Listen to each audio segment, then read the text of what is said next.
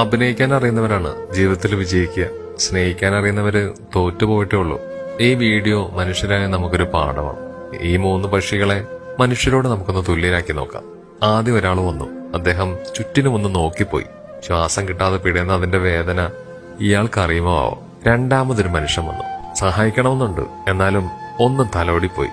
മൂന്നാമതൊരു കൊക്കു മനുഷ്യൻ വന്നു. അദ്ദേഹമാണ് നമ്മുടെ ഇന്നത്തെ താരം. സ്നേഹിക്കാനും സഹായിക്കാനും ഒരു മനസ്സുണ്ടെങ്കിൽ നമുക്ക് ആരെയും രക്ഷപ്പെടുത്താം. നമ്മുടെ മനോഹരമായ ജീവിതത്തിൽ നമുക്ക് എന്തെങ്കിലും സഹായിക്കാൻ പറ്റുമോ എന്നുള്ള കാര്യത്തിലാണ് നമ്മൾ നോക്കേണ്ടത്. അല്ലാതെ വെറുതെ നമ്മൾ ഒരുപാട് ജീവിച്ചിട്ടൊന്നും ഒരു കഥയില്ല.